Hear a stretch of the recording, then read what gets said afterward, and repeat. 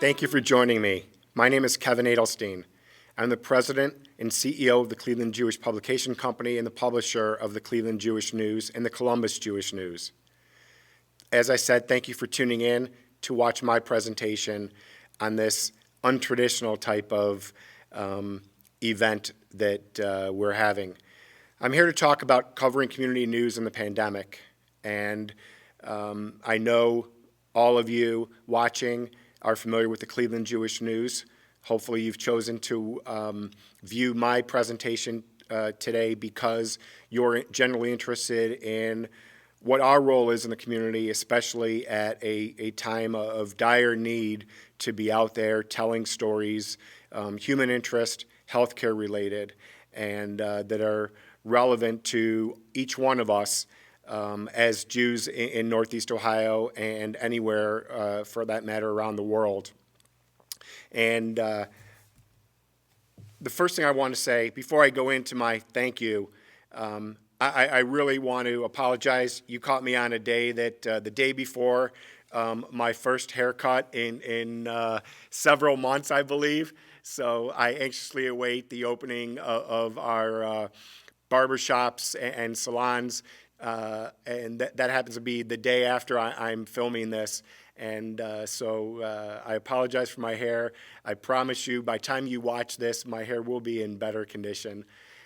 I want to say thank you very much. Thank you to Cleveland. Thank you to Jewish Cleveland for your support of the Cleveland Jewish News in particular, for subscribing to the newspaper, for providing us with tips of interest, human interest, healthcare. I cannot tell you how many healthcare-related news items we've been bombarded with. When I say bombarded, I don't want to seem as though that's insincere. I mean overwhelmed. And we cherish those. We encourage them. We welcome them. We ask for them. News tips, submitted photos of how you're staying involved, how you're staying quarantined, how you're interacting with your family, with your children, your children's schools, and extracurricular activities throughout this trying time. I want to say thank you for purchasing ads, for allowing us to support your business. It is not easy for any one of us. Every single one of us has been impacted emotionally, some physically, some more than others, financially certainly. And your support of the newspaper is incredible. Any day of the week, any time of year, particularly at this time where we are not immune to the challenges, as you're well aware, and I sincerely appreciate that. For telling us how you felt when you didn't receive the newspaper. We had to make some difficult decisions at the early stages of the pandemic because, as I said, we are a business, and we are a community-owned, independent, multimedia news organization. We rely on advertising sales. We rely on subscriptions of the newspaper here in Cleveland. We rely on events that have been significantly impacted by the pandemic. We rely on custom publications. You're not able to do your events anytime soon. Many of you have engaged us and partnered with us to help you get that message out there, to support your organization, your institution, your synagogue, your institution, like I said, your business, and we've been impacted because of your impact. And that obviously we had to shift into a different frame of mind and a different business model as a result of the pandemic. I want to say thank you to donating to the Cleveland Jewish News Foundation to help us keep our words alive, our words of the Cleveland Jewish News alive. And many of you have done that, as we'll talk about.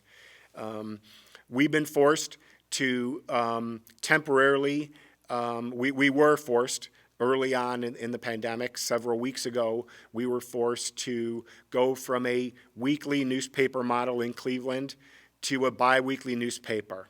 We were forced to take our biweekly Columbus Jewish News and combine that with what became at the time, what is today, a biweekly Cleveland and Columbus Jewish News, covering all aspects of the community in both communities and doing our very best to provide the most up-to-date, relevant, timely news information, features, particularly as it relates to how you're all doing during this trying time in the world and in your world. So we've done that through the Cleveland and Columbus Jewish News.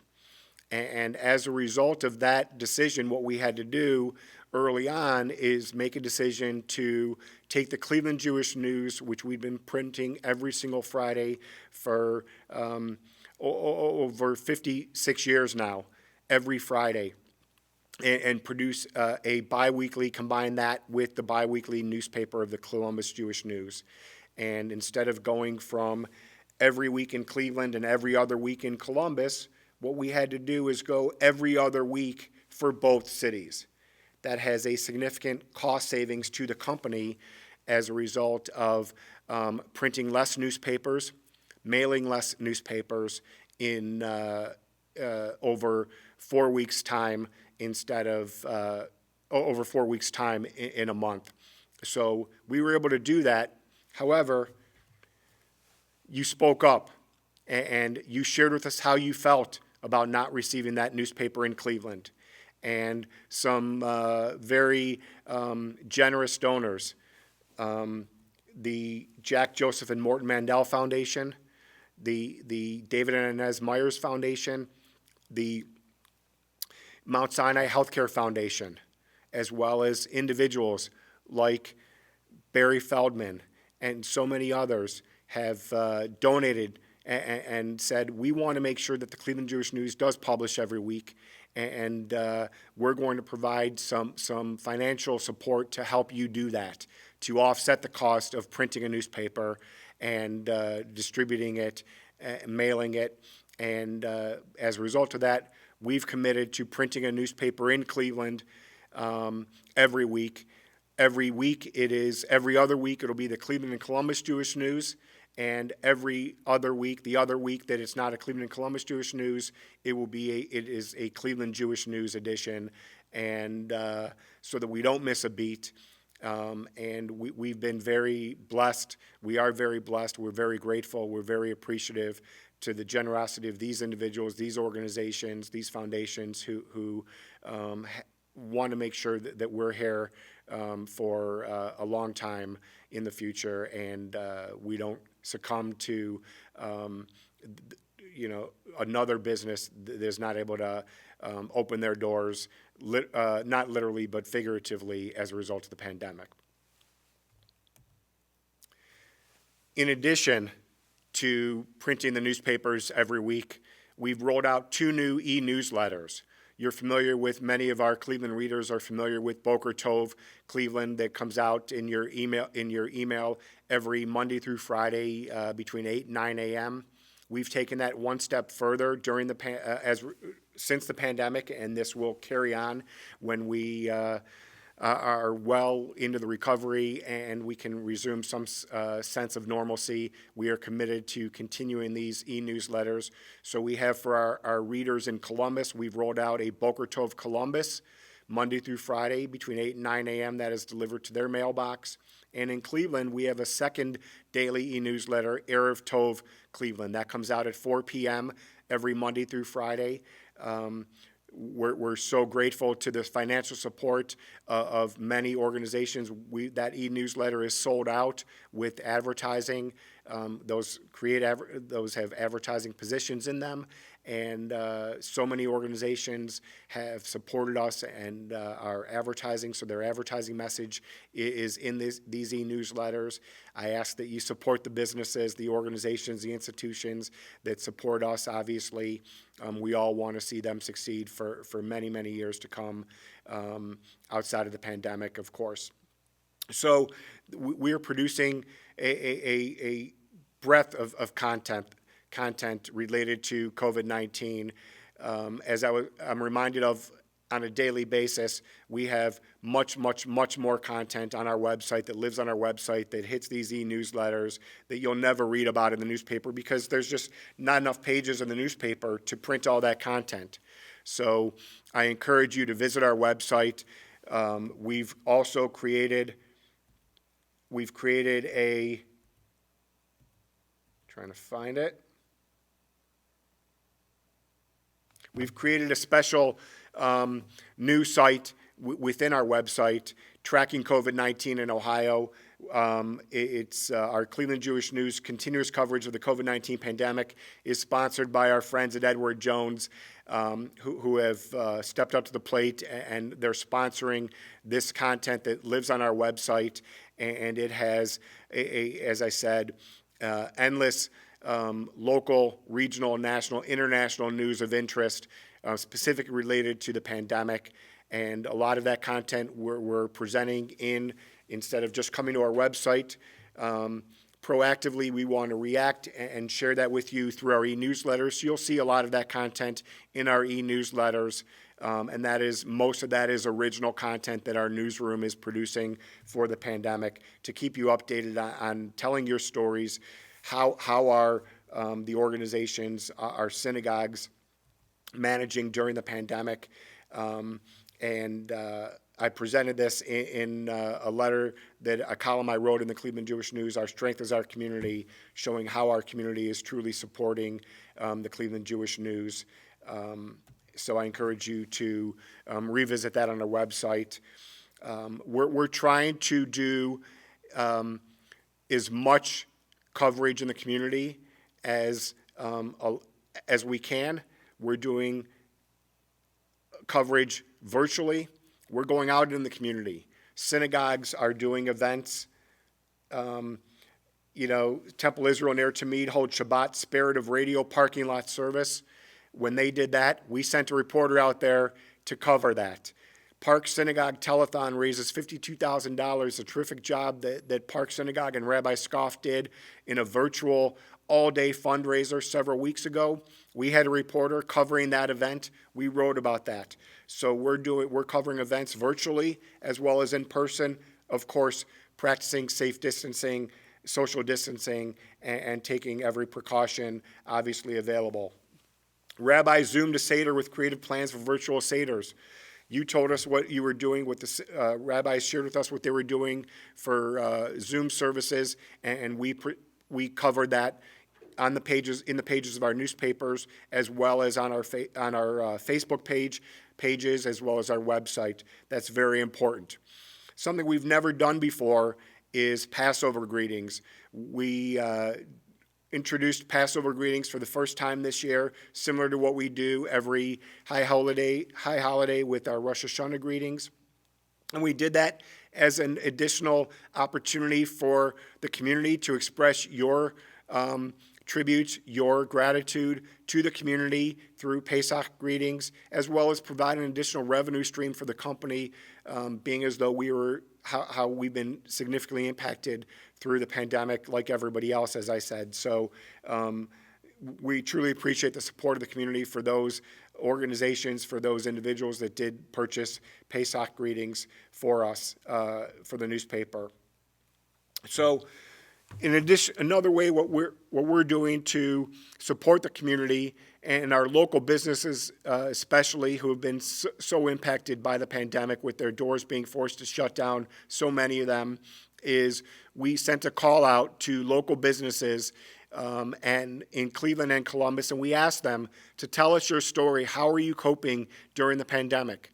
And we introduced In Our Neighborhoods. In Our Neighborhoods is a way in which we tell those stories of the businesses, how they're coping, and then we had a reporter reach out to those businesses, and we've been rolling this out for several weeks now. We will continue to do this for the foreseeable future for our friends and businesses in both Cleveland and Columbus, and we think it's important to sharing with the community how businesses, what their plans are for when the stay-at-home opens up fully.